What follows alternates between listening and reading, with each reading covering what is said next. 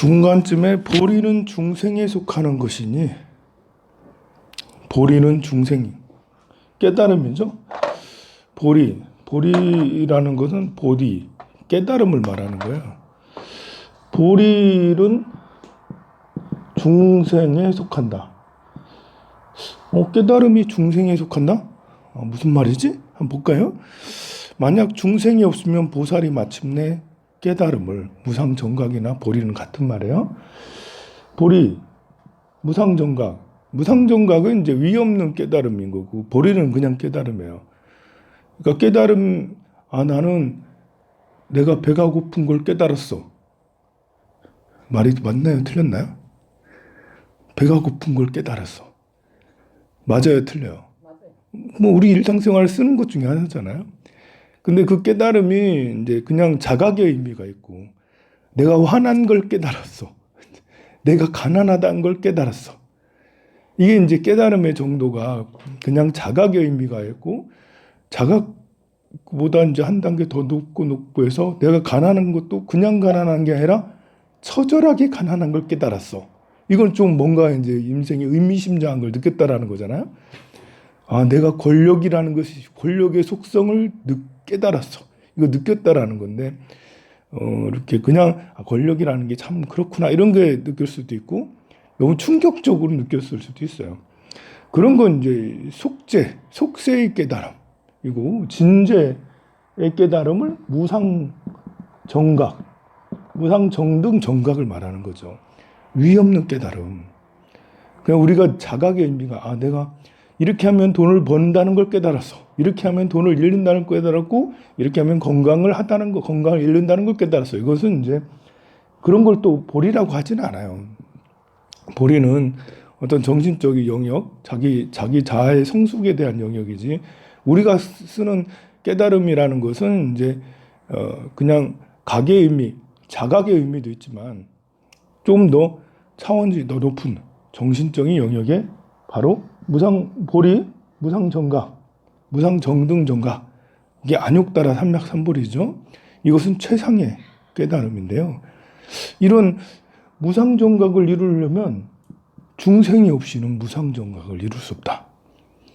보현 행원의 기본적인 방침, 가치관이에요. 내가 열심히 수행을 하는데, 깨달음을 이루는데, 동굴 속에 들어가가지고 동굴 수행자, 뭐 고행 난행을 해가면서 뭐 풀죽을 끓여 먹으면서 뭐 이렇게 산에 도토리 같은 거 주워 먹으면서 정말 고행 난행을 해. 그렇게 해서 깨달음을 얻었어. 그것도 훌륭한 깨달음인데, 중생이 없이는 무상정각을 이룰 수 없다라는 것이 기본적인 보현 행자의 가치관이죠.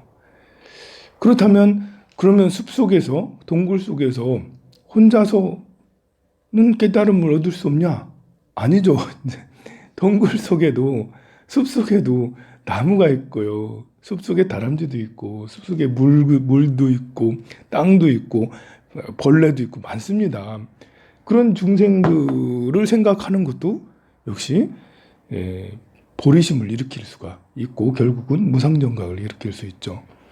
그런데 이렇게 상호관계라는 게, 숲속에 지렁이가 나를 엄습하고, 숲속에 호랑이가 나를 엄습하고, 호랑이랑 서로 대치하고 고마고 이렇게 하고 이렇게 하는 것은 우리에게 공포감이나 어떤 위험 이런 것들은 느낄 수 있게 하지만, 복잡한 내면에, 나 자신에 가지고 있는 이 내면의 음침하라고 해야 되나? 내면의 업장, 미혹, 마장, 장애 이런 것들을 다 이렇게 쏟아내게 하지는 못해요. 호랑이가 와가지고 내 내면에 있는 업장들을 막 쏟아내게 하진 않잖아요. 공포심이라든지 두려움 이런 것들은 쏟아내게 하겠지. 근데 사람은 안 그래요. 사람은 내 속을 디벼놔요. 사람이 속을 디벼놔요. 제일 가까운 사람이 그것도 속을 다 디벼놔요.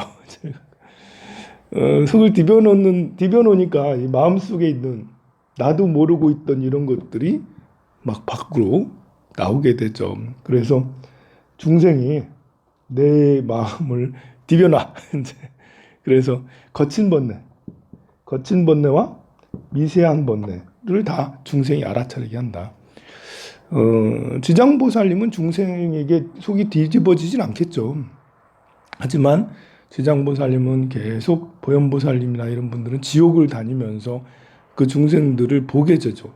일단은 우리는 이렇게 속을 디벼서 사람들과의 관계에 속이 디벼져서 거친 번뇌가 끊어지고 또 그런 걸 통해서 그 성숙을 이루면 점점점 이제 미세한 번뇌까지도 점점 해결을 해 나가는 중생과 함께 하는 거죠. 중생 속에서 우리 거친 번뇌와 미세한 번뇌를 끊어서 무상정각에 이르게 하는 거예요.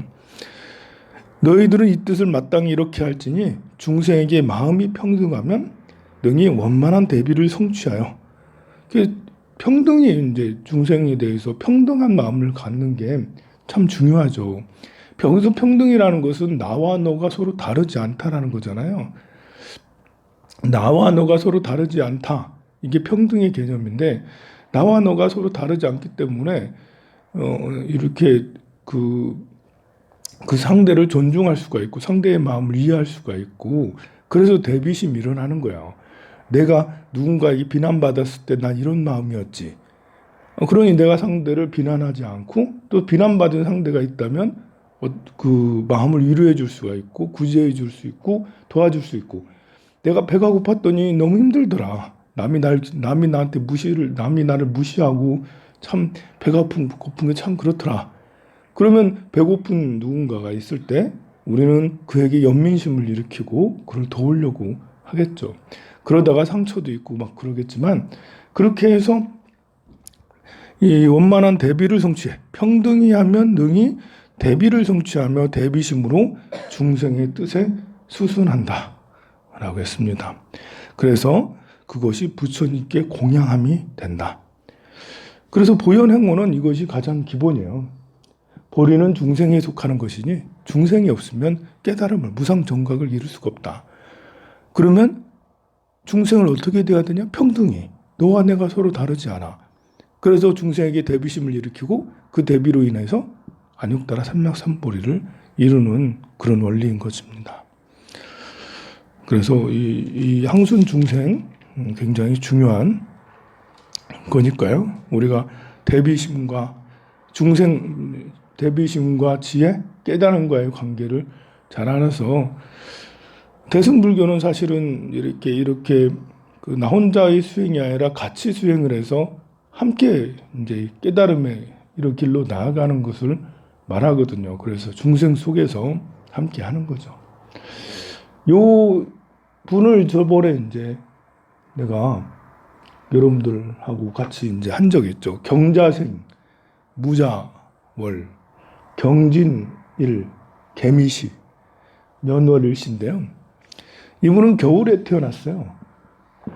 겨울에 태어났는데 겨울에 태어난 경금이에요. 이분은 이 겨울에 태어났기 때문에 이 쇳덩어리가 겨울에 얼마나 차갑겠어요. 그래서 불이 있어야지 좀 쓰여지는데 훨씬 더 자유롭고 훨씬 더 쓰여짐이 고급지겠죠.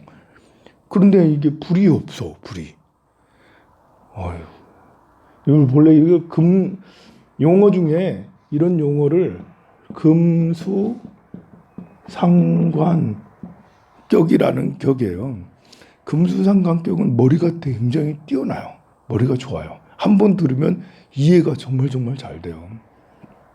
다 외우는 거지, 한 번 들으면. 그래서 이런 사람들이 수재가 많죠. 금수.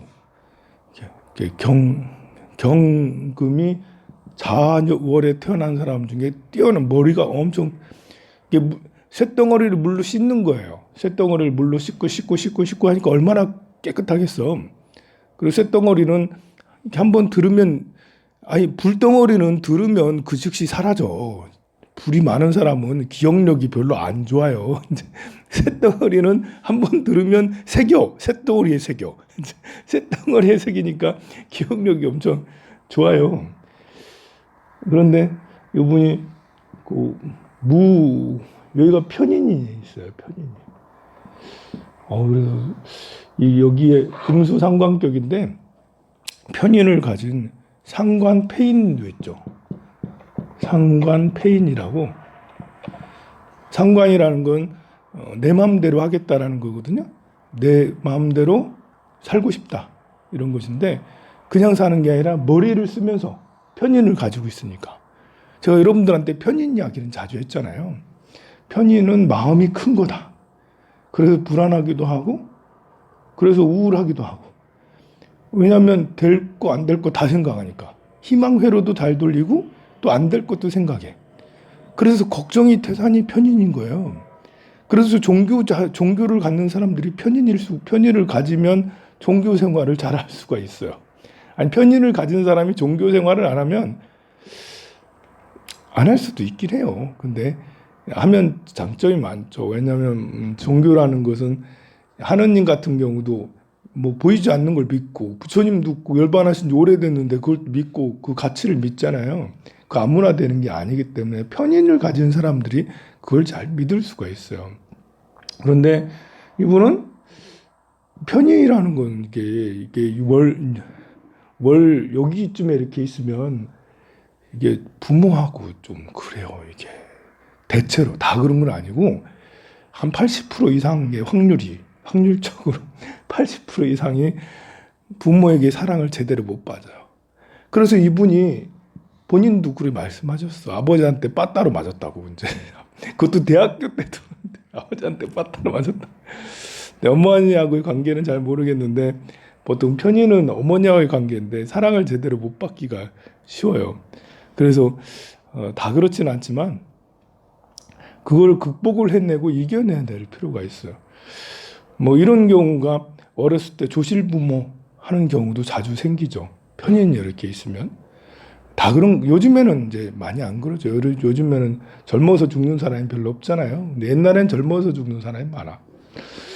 이분은 조직 세계에 들어가면 답답해서 미치겠죠. 왜냐면 이분은 관이 없어요. 무관. 이 관이 있고 없고가 사람의 관이 있고 없고가 좋고 나쁘다고 할 수는 없는데 관이 없다고 꼭 나쁜 건 아니고 관이 있다고 다 좋은 건 아닌데 관이라는 것은 위아래를 생각하는 거거든요. 관이라는 게 조직 사회에서 아버지, 할아버지, 나, 부장님, 사장님, 회장님, 그리고 대리, 이렇게 신입사원. 뭐 이런 것들을 생각해서 부장님 대우를 해주고 사장님 대우를 해주고 이런 게 관이라는 거예요. 근데 나한테 관이 없다. 그러면 그런 개념이 별로 없는 거죠. 근데 부장님도 사장님도 그냥 오빠 정도의 수준 뭐 이렇게 형 이런 수준인 거지. 이렇게 이렇게 그 앞에서 받들어 모시고 네 알겠습니다. 이렇게 되기가 어렵죠. 여러분들은 그게 좋은 걸까요? 나쁜 걸까요? 그건 어떻게 쓰느냐에 따라 다르겠죠. 그래서 조직 세계에 관이 없으면 조직 세계에 살기가 쉽지 않은 게 보수화된 조직에서는 강요를 하잖아. 내 황룡사 주진제 꿇어. 삼배해야지 삼배. 왜 삼배는? 무릎 꿇고 법문을 들어야지. 이렇게 편하게 법문 들으면 정신 자세가 되겠어요? 이렇게 말하는 게 관이 센 사람이야. 아주 그렇게 굉장히 나는 권위적이고 내가 제일 높고 여러분들은 아직 멀었어. 몇 생을 지나야지 나만큼 돼. 이렇게 생각을. 이게 관이 있으면 이제 상대 제압을 하고 이렇게 꼭 이거 아무것도 못하고 그것만 꼭 할 수 있도록. 그리고 관이라는 것은 관리도 해요. 여러분이 뭐 하는지 다 보고 들으려고 그래. 왜냐하면 관리해야 되니까. 그래가지고 저기에서 이제 속닥속닥 하잖아요. 관이 강한 사람은 귀가 좀 간질간질하다니까. 내 뒷담화 하나? 이러면서. 그래서 사람들이 모여가지고 뭐 하는 걸 싫어해. 집에나 갈 것이지 빨리. 빨리 가. 이제 와가지고 기도나 열심히 하고 옷을 딱 이렇게. 관이라는 것도 제복이잖아요. 본래 조직이 제복이잖아요. 법복 입고 다녀야지. 법복. 노란 무슨 이 법복이야. 회색 입어야지. 회색. 회색 다 퍼버리면 이런 거거든요. 그렇다면 관이 없는 사람은 자유주의죠. 이제 자유주의. 무정부주의자요. 관이 없으면. 그래서 아나키스트라고 할 수가 있어요. 아나키스트. 무정부주의자. 그런 사람이 관이 센 데 가가지고는 답답해 미치는 거죠. 그 공무원이라는 게 조직식 문화잖아요. 요즘에는 공무원도 안 그런 분야가 있긴 하지만 그래 그 무관인 사람이 관이 없는 사람이 공무원 사회에 들어가면 미치는 거야 이제 죽는 거예요 이제. 요즘에는 그래도 공무원도 할 말을 하고 만약에 관이 없고 이 사람처럼 상관이라는 것은 관을 바로 들이대 바로 치는 거거든요. 상관이라는 것은 그냥 관도 아니 식신도 아니고 상관이라는 것은 그 앞에서 여기 불이라면 물을 들이붓는 거예요. 막 꺼트리는 거죠. 이것 좀 하세요라고 하면 내가요? 내가 왜 해야 돼요? 따지고 드는 게 상관이거든요. 그래 이제 그 명령 이런 거 정말 하고 이거 하세요 하면 당장 어우 아닌데 이러면서 이제 그렇게 얘기하는 게 상관이죠. 근데 상관인 거예요, 이 사람은. 그런데 어떻게 검사가 되고 나중에 검사장이 되고 경찰청장이 되고 대통령이 됐어. 너무 신기하죠. 너무 이게 그래서 이거를 믿을 수가 없는 거야 다. 이 사람은 결코 대통령 될 수 없는 사람이다라고 말할 수도 있겠죠. 이 사람이 공직에 나아간다라는 건 굉장히 험난한 길을 간 거야. 이분이 구수를 했거든요. 구수할 만도 하지. 다른 조직도 아니고 그 관이 센 검찰 조직에 스님이 요분한테 이제 한 세 번, 네 번 떨어지니까 스님이 끝까지 다 하라고 했는데 나 같으면 하라고 안 해. 야, 다른 거야. 이렇게 좋은 머리 가지고 다른 거 하지. 요거를 가지고 가서도 고생이다. 요분이 이제 구수해서 이렇게 검찰이 됐는데도 불구하고 이렇게 승진이 순조롭지 않고 하다가 또 자천되고 때로는 밀려나고 한때는 검찰 조직에 막 쫓겨나듯이 했잖아요. 그래서 지방으로 자천당하고 그러다가 신기하게 이 정부 들어와가지고 다시 또 그 문재인 정부 들어와가지고 이렇게 박근혜 그거 이제 하면서 특별 검사인가요? 특검 해가지고 이제 특검 때 박영수 특검인데 글로 들어와가지고 박영수 왔을 때 해가서 그렇게 했는데 그 수사를 잘했다고 검사장을 특지를 검사장을 시켰고 또 문통령이 그래도 잘한다 해가지고 검찰총장까지 시켰죠. 그러니까 이런 경우가 이제 요분이 요분이 평검사에서 검사장하고 검찰총장하고 이렇게 성장한 게 아니고 검찰 하다가 부장 겨우 달아가지고 하다가 이제 지방을 전전하다가 그것도 쫓겨났다가 이제 했는데 중간 과정 없이 대통령이 이야 너무 훌륭하다 너. 야 이거 여기에서 이제 특검에서 너 잘했어 검사장에. 그리고 너 중앙지검장 했잖아요. 너 잘했어. 이런 경우가 바로 상관이라는 거는 중간하고 이렇게 거리가 잘 안 돼. 중간 위에 있는 지검장이나 중앙지검장이나 검찰총장한테는 미움받기가 딱 좋죠. 그러나 대통령하고는 딱 거리죠. 왜냐하면 이 상관이라는 사람은 윗사람 얘기 그 지역이나 그 사회를 개혁하는 사람이거든요. 위에서 명령이 내려오면 그거 아닌 것 같은데요? 이게 더 나을 것 같은데요? 또 이렇게 편인을 가지고 있어. 근데 정인이 사실은 더 좋은데요. 무토는 이제 또 달라요. 그래서 편인이라는 것은 지략, 계략, 기획력 이런 걸 말하거든요. 이번에 토로라는 거 보니까 본래 천재인데 이상하네. 이러면 완전 천재거든요.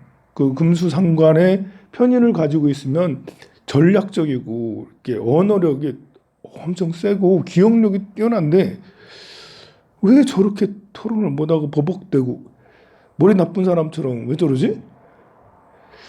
아마 이제 이걸 많이 쓰진 않았던 것 같아요. 이제 이걸 계속 썼으면은 검찰에서 계속 없었을 수도 있겠죠. 너무 뛰어난데 하극상이잖아. 상관이니까. 아마 머리를 제대로 안 쓰고 네, 이제 술 마시러 다니고 이제 여기가 이제 비견이기 때문에 검찰 조직에서 같이 함께 마음을 나누는 사람이 된 거죠. 네, 친구들하고 검찰 같은 동기들이나 뭐 나이가 좀 있으니까 동기들보단 나이가 좀 많잖아요. 동기들이나 뭐 한두 배 선 후배들하고 같이 술 마시고 이제 같이 뭘 하고 동료애는 되게 굉장히 크거든요. 예를 들면 막 동료들이 얘만 보면 우리 절에도 이렇게 비슷한 게 있어. 그 정분보살이라고 조그마한 보살님이 있는데 이 보살님이 오면 주변에 다른 사람들이 다 모여. 이 보살님이 안 오면 그 보살님들도 안 와. 이런 식으로 돼 있거든요. 보면 경우가 약간 다르긴 하지만 그러니까 검사들 사이에 자기 친한 검사들하고는 굉장히 잘 지낼 수가 있겠죠. 동료나 후배한테는 짱인 거예요. 윗사람한테 이제 잘 못해서 그렇지. 그래서 이렇게 본래 천재인데 왜 저러지? 그러니까 이게 별로 안 쓴 거예요, 머리를. 책도 한 번 잘 안 읽고 그런다잖아, 이제. 검사하고 그래서 뭐 직업만 해서 그런지. 그런데 술 마시고 그러니까 이 좋은 머리들이 많이 퇴색되지 않았나 그런 좀 안타까운 거죠. 하지만 뭐 승진을 하는 데 있어서 바로 윗사람이 승진시켜 주는 게 아니라는 거죠. 이제 이건 아닙니다라고 이렇게 해가지고 대통령이 바로 승진을 딱 시켜주고 그리고 이제 국민이 뽑아줬잖아. 이번에 보면 선거 공보지도 그래.